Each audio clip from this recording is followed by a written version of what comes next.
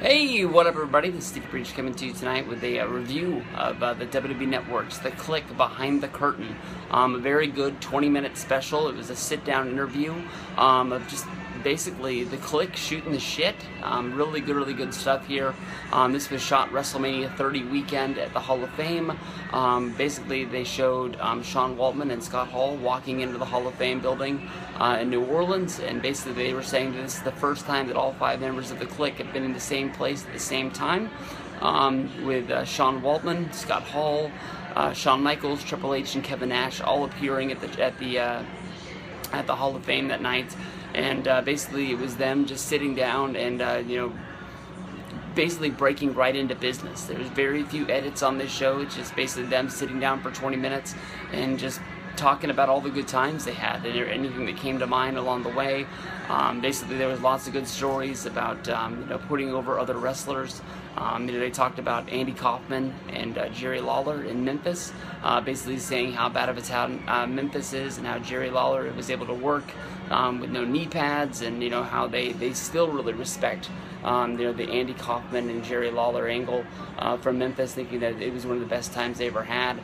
They share stories of Scott Hall and Shawn Michaels talking about the ladder match that made both of them famous, talking about everybody wants to know about the WrestleMania 10 ladder match, but what most people don't know is they did that match almost 300 times, been doing it on various house shows all around the world. And Scott Hall and Shawn Michaels both say that basically the best matches that they had you'll never see, because they were held in these small towns, and WWE really dug deep to find really like some B footage to roll on there. I don't know if it was fan cam footage like the Kliq curtain call, or if it was just WWE footage that they had shot and they just stored over times. But basically we got to see small amounts of footage of them having ladder matches. Shawn Michaels and Scott Hall are talking about this one town that they used to run, where basically the ceiling was so low. Razor says that he should have been able to just jump up and grab the belt, but they still did all the work of trying to climb the ladder like that.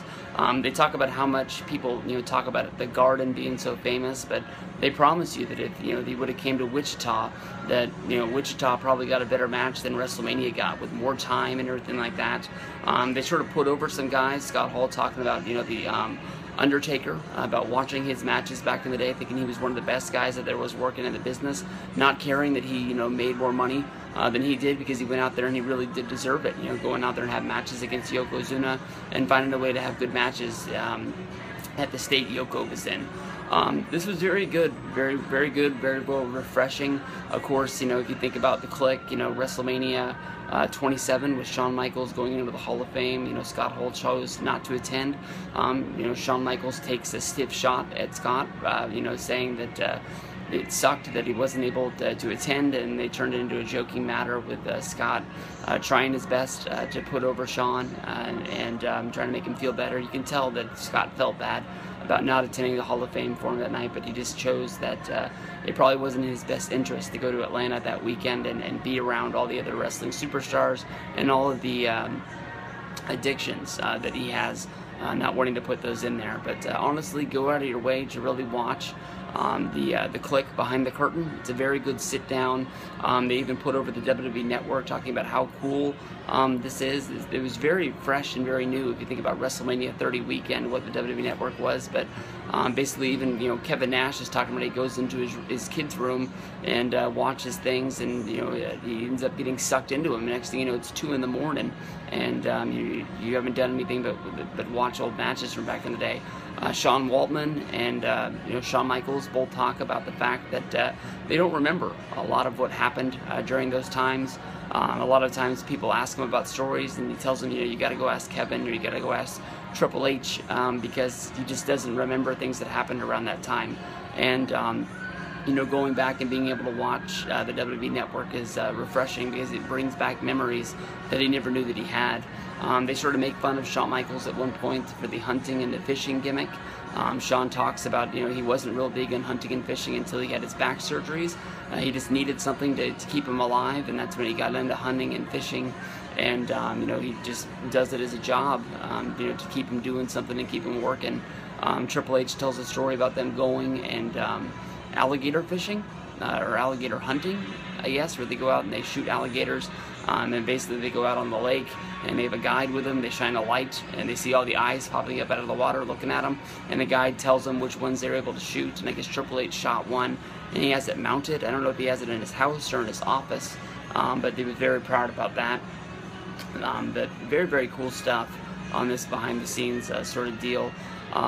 You know, talking about, you know, Shawn Michaels growing up on the Air Force Base and just seeing these guys interact like they never missed a beat. You know, and they haven't been around each other. Of course, you know, Scott Hall, Kevin Nash, and Sean Waltman, they do a lot of independent shows and they do a lot of bookings together. But, you know, Shawn very rarely goes out and does things unless it's with WWE, or he's most of the time on his own. Triple H, of course, has the day job with WWE running the business and trying to grow into Vince McMahon's shoes.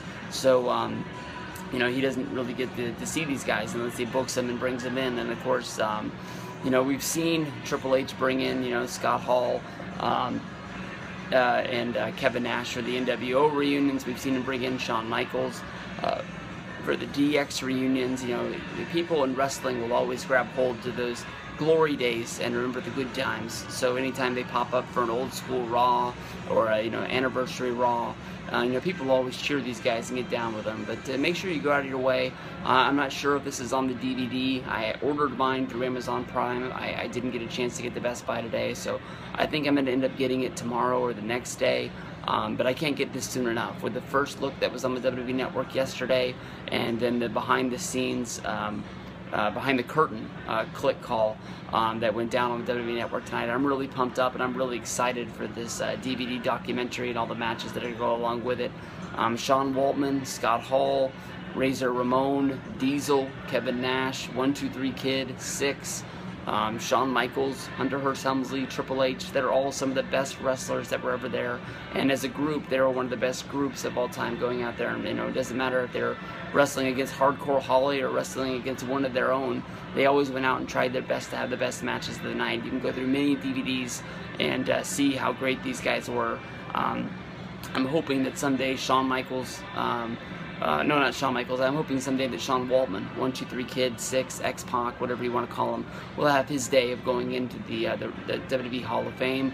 I know that he's not the biggest name to be out there, but this guy had some great matches. He has a great story of coming in as the underdog, as the 1-2-3 Kid, and maybe that's the next time we're going to see the Kliq have a full-on reunion and you know, get another one of these. I know that they were going to do it like a sort of a sit-down in-house special, and I heard that that got canceled, so I'm glad that WWE shot this WrestleMania 30 weekend, and we at least got to see this. So peace out, and I'll see you guys down the road.